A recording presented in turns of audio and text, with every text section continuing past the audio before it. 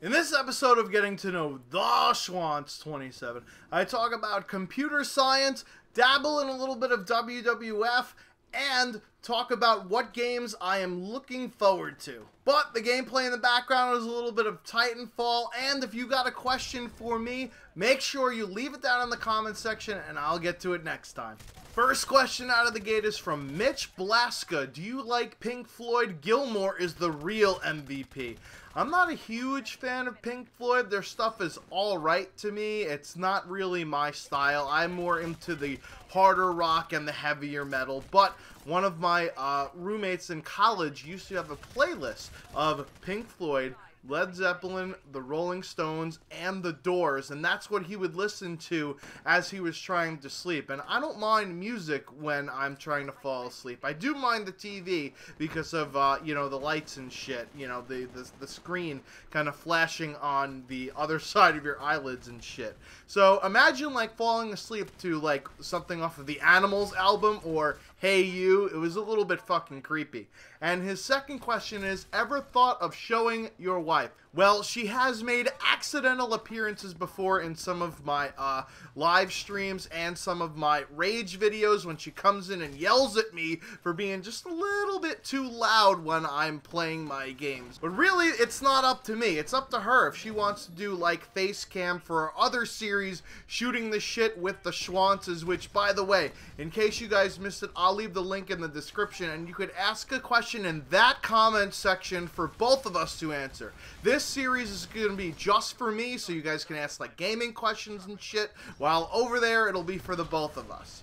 Supreme Being 115, is Headboard Jockeys still together? Bought the album, by the way. And are you guys gonna release a second album? Well, thank you so much for supporting the band, and remember guys, support your local music. Now, my band's album is both on iTunes and on Bandcamp. I'll leave the link to down in the description to let you guys check it out. And we are still together. We haven't practiced in a bit because we've just been a bit busy this summer individually, because remember, all of us have full-time jobs. You know, the band thing is kind of just a side hobby. And are we going to release a second album? Well, we have enough new material to release kind of like an EP of like 4 or 5 songs. I don't know if we're going to do a whole album thing again, but definitely we have enough sick material to pump out to you guys. We're just in the process of getting it all down and recording it.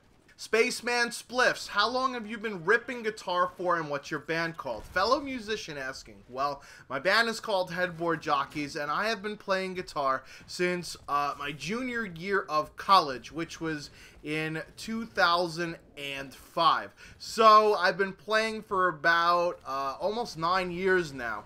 The thing is, I've never really had formal lessons, you know, so I have learned myself and I've taught myself by reading tabs. I bought some guitar DVDs, but really I haven't had formal sit down with an instructor lessons, so I should probably be much further along skill-wise than I am now, but hey, I play music that I enjoy and really that's all that fucking matters to me.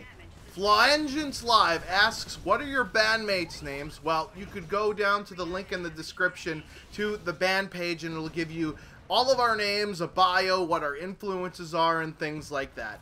His second question is, do you like soccer or playing it? I used to play soccer back in middle school. In like 7th grade, I was on the soccer team and I was the goalie. And of course, I played in like Little League before that. But I quit the soccer team in order to do football because I didn't think that I was going to get any playing time in 8th grade because there was another goalie at our school who was really, really good, better than I was. So I just didn't foresee myself playing a lot. So I switched over to football and it was a good choice because I was a starter on the football team. Then getting older, I played intramural and pickup soccer in college and also for a few years after I started working. But now this YouTube thing and the band thing take up most of my spare time. So it's kind of hard to play soccer anymore. But yeah, I used to play it a lot. And do I like soccer? It's okay. I mean, I'll watch it if it's on kind of thing, but you won't find me skimming the paper for the English Premier League stats or any of that shit. Josh Moon, play any sports? You'd be a good volleyball player by spiking them controllers.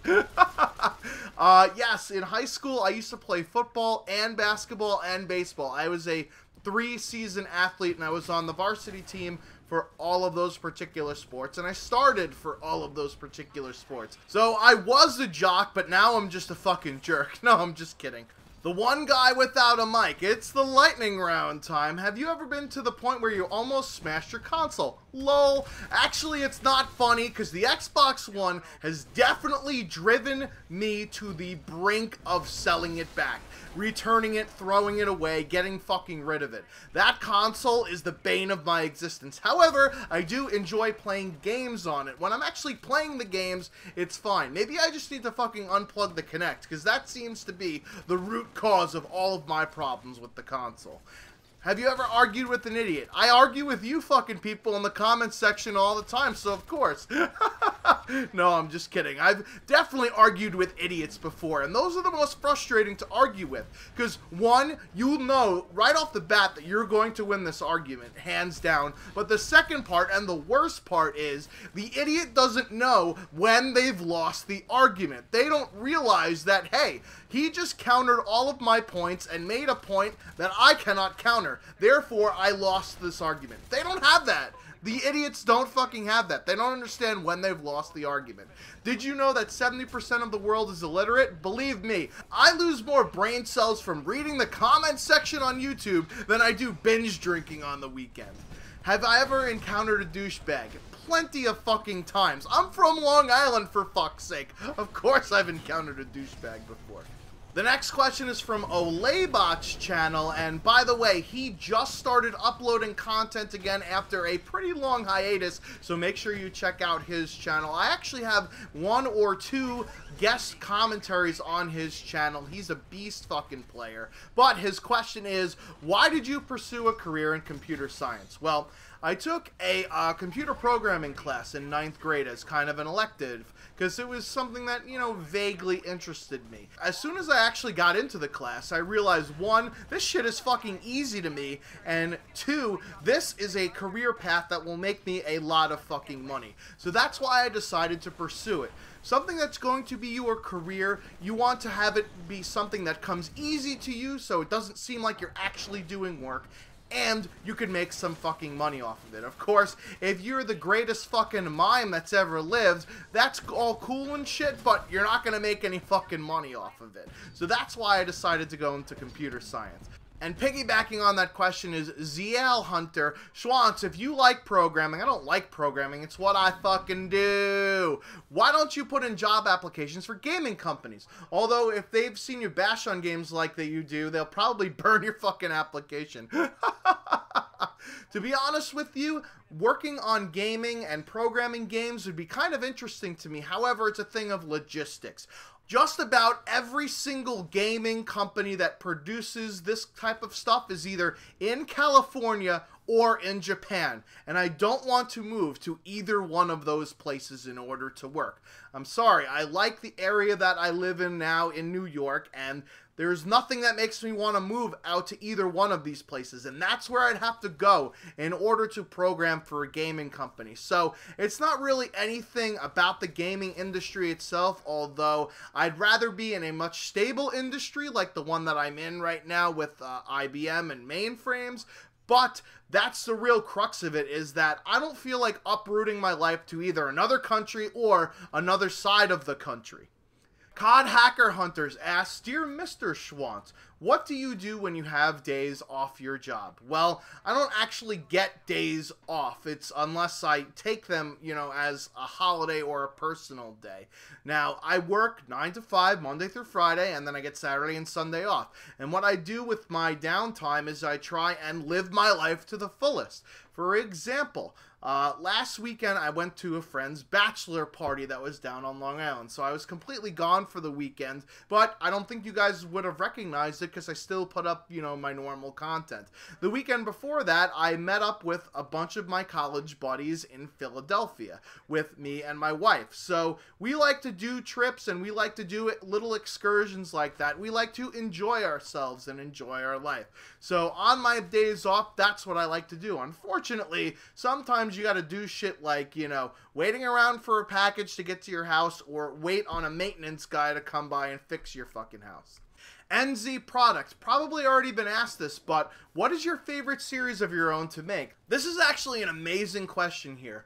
I still love doing my Shoutcast style commentaries. You know, the when things go well, the terrible teammates, the crappy clans, those type of gameplay commentaries, because that's kind of like my niche, and that's when I get into the zone and I really enjoy what I do around here. Unfortunately, they do take a little bit of time in editing because, you know, secrets out. Shh, don't tell this to everybody else. I don't do those type of videos all in one take. It's almost impossible to do them all in one take. So I will do multiple takes just spliced together, you know, and if you've ever seen my commentary bloopers, you kind of know this already. You kind of know, you know, how that kind of goes. But it's still my favorite series to make. And his second follow-up question is, which take the most / least effort to make? So the most effort videos are definitely either the monthly montages, like sometimes, for example, the Battlefield ones that have lots of different clips in them, they will take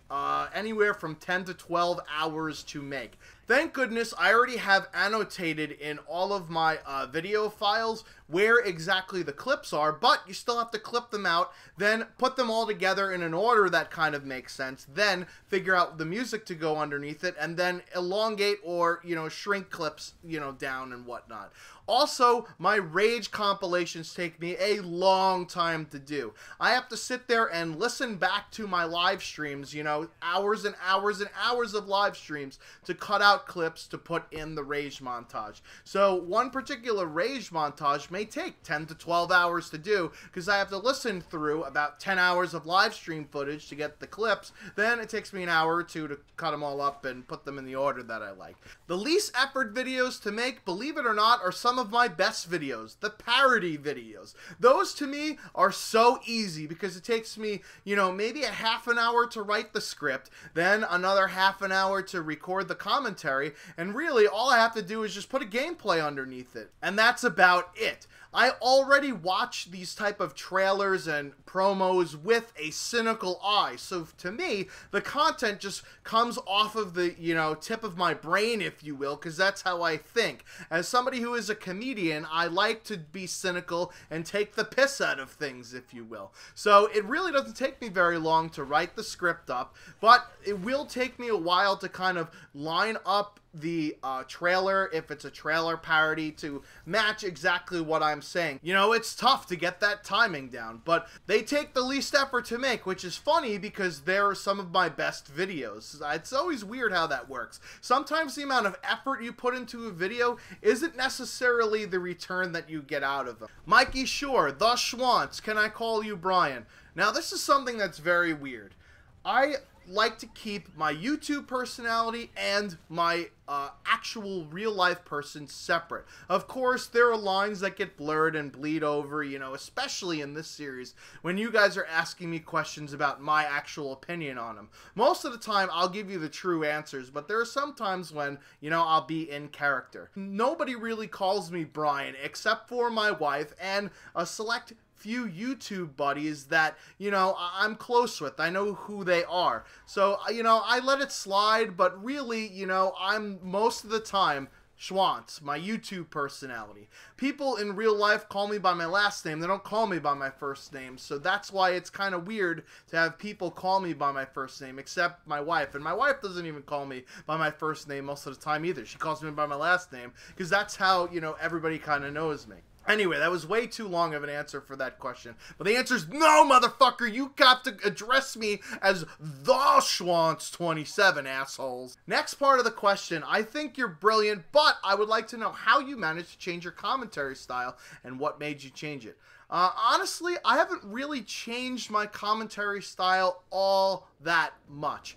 Of course, if you look back at some of my older videos, I'm much more calmer and sedated, but I always had the quick wit, I always had the banner, I always was, you know, on top of my toes with, you know, the catchphrases and things of that nature. The thing is, it was, you know, just gaining confidence with it, and when you get more subscribers and you get more views and you practice and do repetitions more often, that's when you gain, you know, the confidence to do it, and that's when, you know, you'll start to transform. As soon as you find that niche, that's when you have to exploit it and transform it. What really made me change, or not what really made me change, but what allowed me to change to do certain things is better equipment, to be completely honest with you. I started off with a headset microphone. Not even like a good headset microphone, a shitty headset microphone. And I did some post-editing in Audacity, which helped a lot, but not nearly as much as getting a better microphone. Then I switched to the Turtle Beaches, and it still wasn't good enough, so now I have the Blue Snowball, and the quality in the audio is much better, so it allows me to do things like yell and scream and carry on more, because the audio wouldn't peak out, because the equipment could fucking handle it. Ricardo Munoz, WWF question. Who is the better wrestler, The Rock or Stone Cold Steve Austin? Gotta go with The Rock here. Stone Cold Steve Austin is a terrible, terrible wrestler. I think it's a little bit by design because his character is kind of, you know, the hard-class working man, the 9-to-5 guy, the brawler, if you will. Whereas The Rock is the suave guy, the up-and-coming motherfucker, you know. So he could pull off the more fancier moves, whereas Steve Austin, really, his moves are very rudimentary. But I do think The Rock can take bumps a lot better than Stone Cold. And if you guys know what... Well, some of you guys might not know WWF terminology, or wrestling terminology, rather. My brother is an amateur wrestler, and I used to grow up with this stuff, so I know what I kind of know the terminology. I used to do backyard wrestling, so that's why I'll talk like this every once in a while. But a bump is when you actually take a fall or take a hit.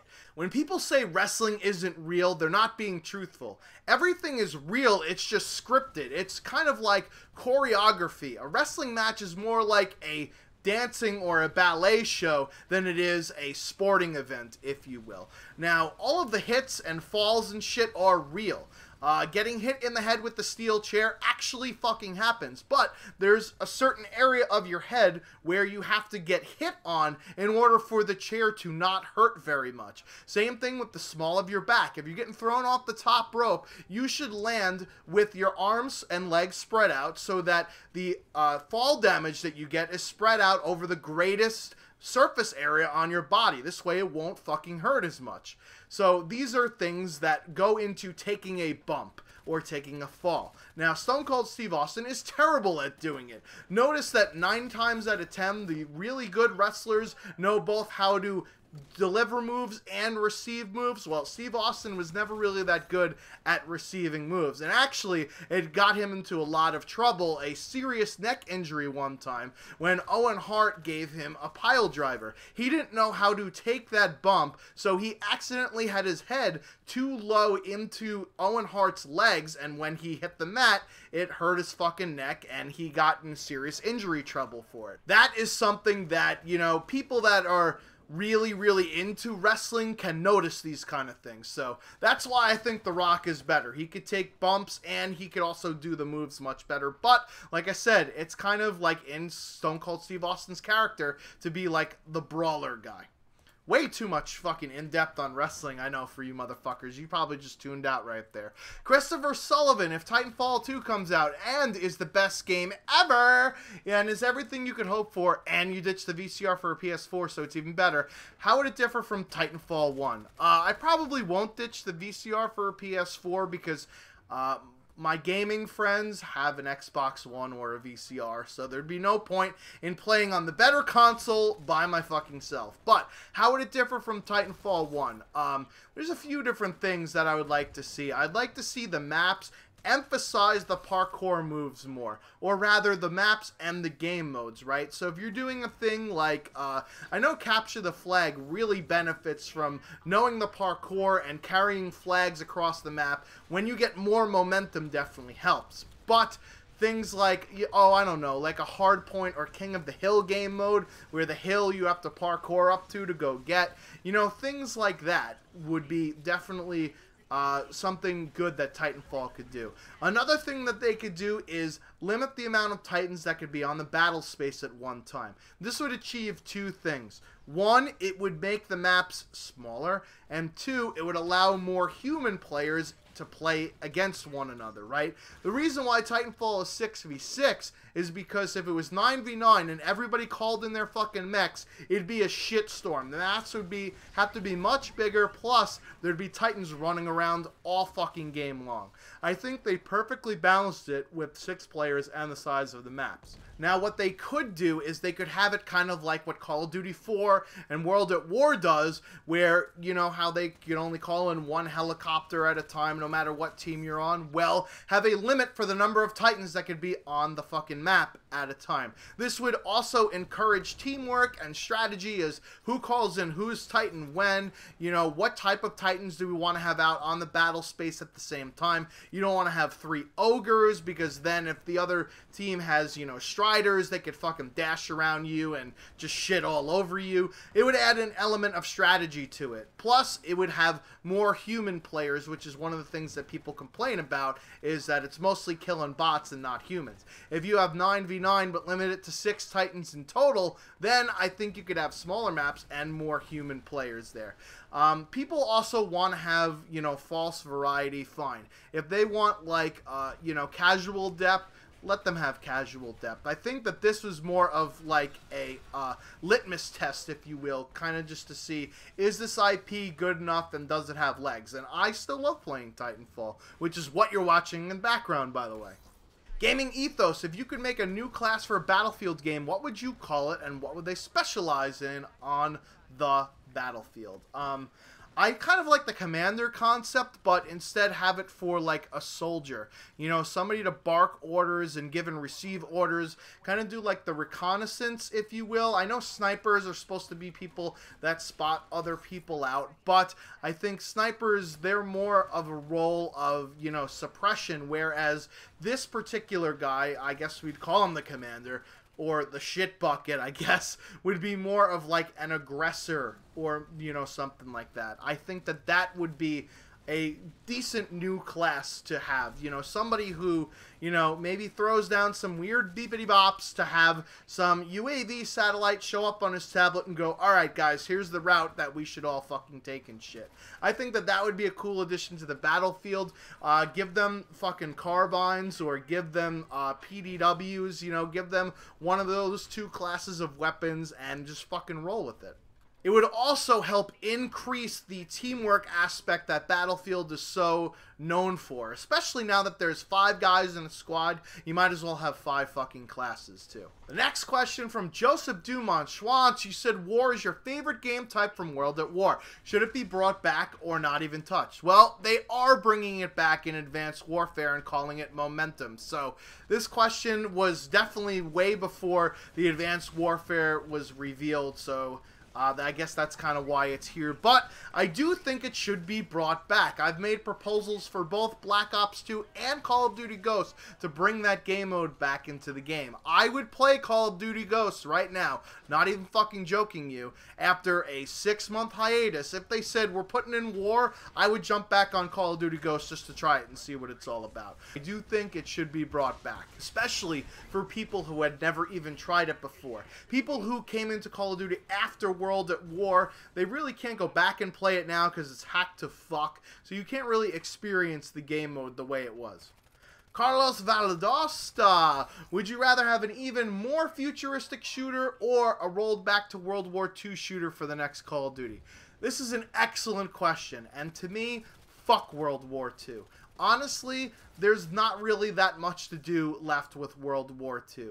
The weapons are so dated, it's just been done. It's been dead. That horse has been fucking beaten. I'd rather have a more futuristic shooter, kind of like what Advanced Warfare is doing, where there's increased movement abilities, you know, there's different things that you can do with it. What I would really like to see is something like a Vietnam or 80s or 90s era game. Now, I know it's kind of like Modern Warfare, but it's not really, and I know Black Ops kind of touched on it a little bit, but really the only Vietnam games that were very popular were Black Ops, which really wasn't much of the Vietnam War. It was mostly focused on the Cold War. and the Vietnam expansion and Bad Company 2. Other than that, I'm sure there's people out there screaming at me, but you forgot about this game. Yeah, I know, I'm sorry, I forgot about that fucking game. What they could do is bring back fucking Time Splitters and have it cross over multiple fucking time eras, including doing stuff way in the future and way in the fucking past. Time Splitters 3, let's fucking go, baby. Moving on to the next question, Chaos Walrus 4, what FPS games do you currently play and enjoy? I currently play Battlefield 4 and Titanfall. I don't really play Call of Duty anymore, and I have also been playing some Gotham City Imposters, which was a free-to-download game for the Xbox 360 maybe a month ago or 2 months ago or whatever, and I played some of it, and I do like playing it. Also, Battle Blocks Theater was another free game on the Xbox 360, and I have a few videos of them up on the Crew XBL channel, so make sure you go check those out. Battle Block Theater is one of those games where it's really fun to play if you've got your friends and you're competing against one another. Also, are there any games coming out that you're looking forward to? Well, we all know that I am not looking forward to Destiny, as you guys definitely let me know in the comments section of that particular video that you despised my opinion about the game. But hey, those are my opinions, and I stated, you know, actual claims about why I didn't like the game. I wasn't just, you know, ripping on it just to rip on it, and I thought my points were pretty fucking salient. Now, are there any games coming up that I'm looking forward to? Well, Advanced Warfare intrigues me, but I'm going to do with it the same thing I did with Call of Duty Ghosts. I'm going to wait for some butthurt fucker to return the game to the game store. Then I'm going to go buy the game used. This way that none of my money gets back to the publishing company. So that's first. Secondly, there is a policy at the game store that if you buy a used game and you don't like it, within 7 days you could return it for a full refund. So I'm going to try the game out for 7 days, and if I don't like it, fuck it, the shit's going back. I don't give a fuck. But if I do like it, then I will end up keeping it, and I'll let you guys know either way which I'm going to do. Now, the other games that I am looking forward to are, believe it or not, there is this game, and it just so happens that the name of the game is The Crew, which is, you know, what me and my buddies that I game with, you know, kind of collectively call ourselves. But it is kind of a, you know, RPG-like racing game, and I think it'd be fucking sick. I used to love playing Need for Speed Underground 2 back in the day when I had my GameCube, so I'm thinking this is going to be just basically an extension of it. But you get to play multiplayer in an open world with other people. So I think if some of my buddies play it, it'll be a good time. But if I'm playing by myself, I might not enjoy it so much, so we'll have to see. The beta is coming out next month, and I've asked for a key. I did get a key for PC, but I tried to download the demo, or the beta rather, and my PC can't handle it. So I haven't actually tried the game yet, even though I do have beta access to it. Now, the other game that I'm looking forward to is I'm looking forward to actually playing Battlefield Hardline when it comes out in January. I've heard, you know, mixed reviews of it. You know, some people are like, it's too much like Battlefield 4, and other people are like, this game is really fun for what it is. And I'm hoping that I fit into the, this game is really fun for what it is. For me, you know, I don't have any, like, oh, this is not a Battlefield game because there's no tanks and people sitting in fucking little birds. Nah, fuck that shit. I just want to play a goddamn shooter game that I enjoy.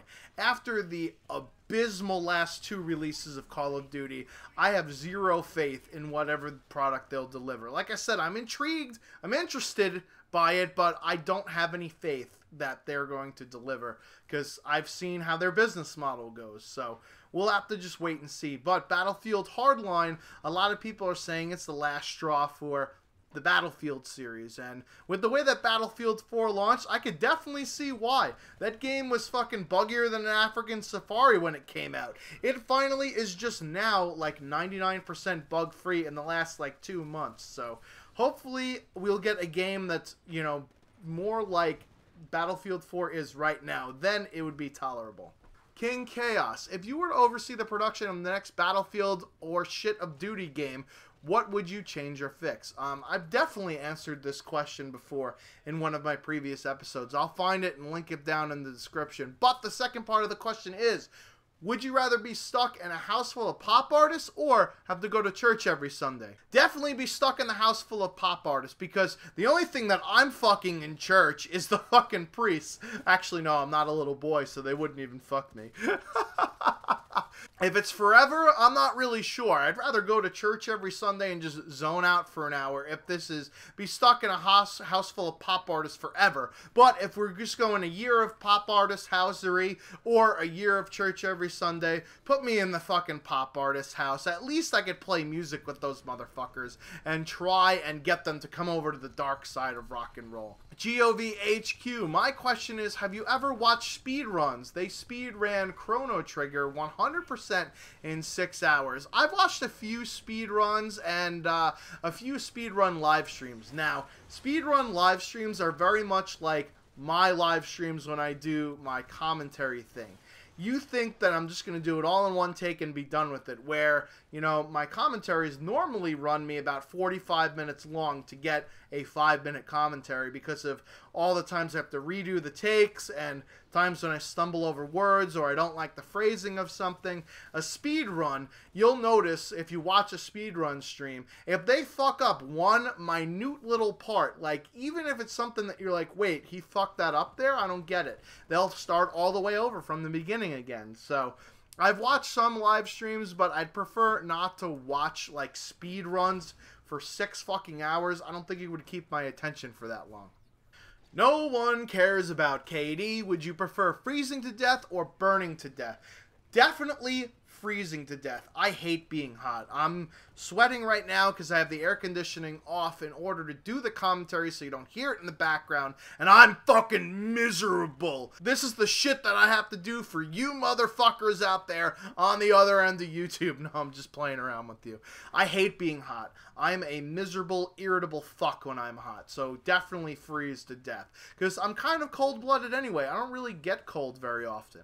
Next is Fuck, Marry, Kill. Chuck Norris, Arnold Schwarzenegger, and Bruce Willis. Bruce Willis is irrelevant. He's getting fucking killed. Definitely want to marry Arnold Schwarzenegger. He's got the fucking money. And Chuck Norris would be the best fuck that I could ever have. Isn't it his semen that cures cancer? No, it's his tears that cure cancer. But he never fucking cries. Nicholas Dan, another Fuck, Marry, Kill. Mark Rubin, David Vonderhaar, Tina, and why? Well, this is fucking easy, man. Definitely fucking Tina, because she's the girl, obviously. Definitely killing Mark Rubin, because he's fucking useless anyway. He hasn't tweeted since, what, November? Definitely marrying David Vonderhaar. He's got his own boat. It's called the Von Voyage. Of course I want to fucking marry Vonderhaar. I want to get reaped into all of the benefits of all the micro DLC that Black Ops 2 and Treyarch has been putting out. Of course, I want to be his fucking sugar daddy. Or the other way around. I want to be his whatever, trophy husband. JSugar01, what is your opinion on fucker right in the pussy? It is a phrase that is said by immature people because they have zero social skills. Next question. What is your opinion on Shrek is Love, Shrek is Life? It's kind of funny. This video, I had no idea what it was about until somebody had said it in a different video. I think it was an Eddie the Chump video when he said, what is life? What is even life? And somebody said, Shrek is love, Shrek is life in the comments section. And then somebody linked the video to it. And it's by a guy named Psychotic who used to be a Call of Duty guy that I actually knew from way back in the day when Bossatron, who now is, you know, doing his singing thing on the Australian The Voice, it's one of his Australian buddies. So I know the guy who made that fucking video. It's crazy that I know the guy who actually came up with the concept for that fucking video, and it's got so many millions and millions of views, but yet all the other videos on his channel are still like a couple hundred views. It's fucking crazy what one viral video will do. Lastly, do you like roller coasters? If so, what is your favorite amusement park? I do not like roller coasters. I do not like that dropping feeling. Actually, let me back up a second. Some roller coasters are okay. Big Thunder Mountain, Space Mountain, you know, roller coasters like that don't have drops. If it's got a drop on it, I ain't all about it. But there is this roller coaster in Busch Gardens in Virginia, or is it in Tampa?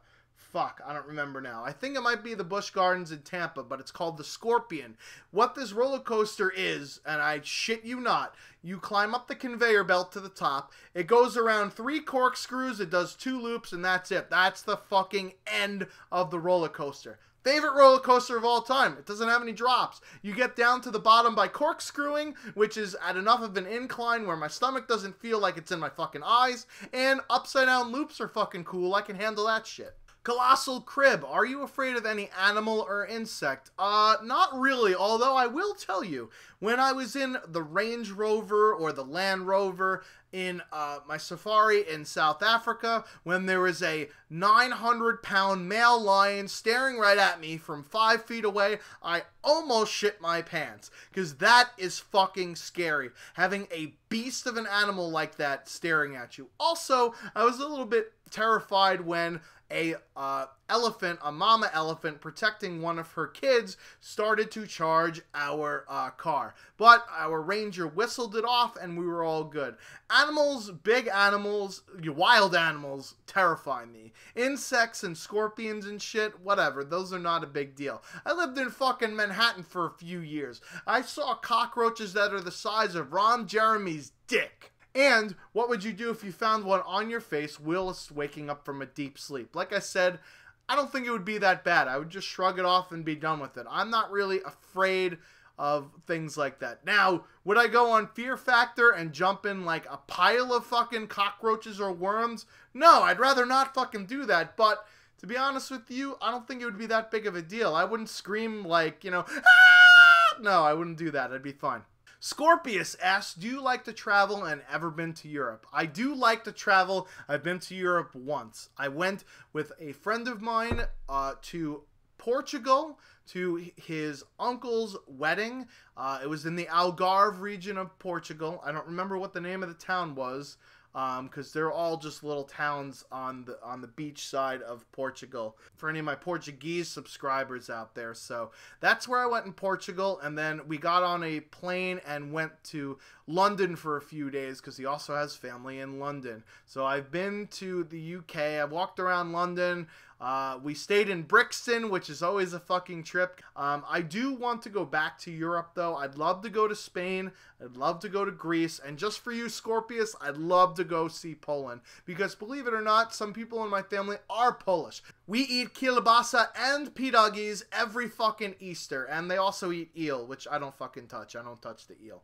Lastly, and certainly not least, Churro Bro 98, what is your favorite flavor of Pop-Tart? Pop-Tarts are fucking disgusting. I would rather eat some real-ass breakfast food. Give me some cereal, give me, you know, those little cream cheese and cracker things. You know those little packets of like 6 crackers and they are like cracker sandwiches, cream cheese and crackers, peanut butter and crackers. Fuck Pop-Tarts. Pop-Tarts suck my fucking nuts. Anyways, if you got a question for me for next time, make sure you leave it down in the comment section. Or if you want to argue with any one of my answers, please do so. I've been the Schwantz27, and I'm off like a prom dress. Until next time.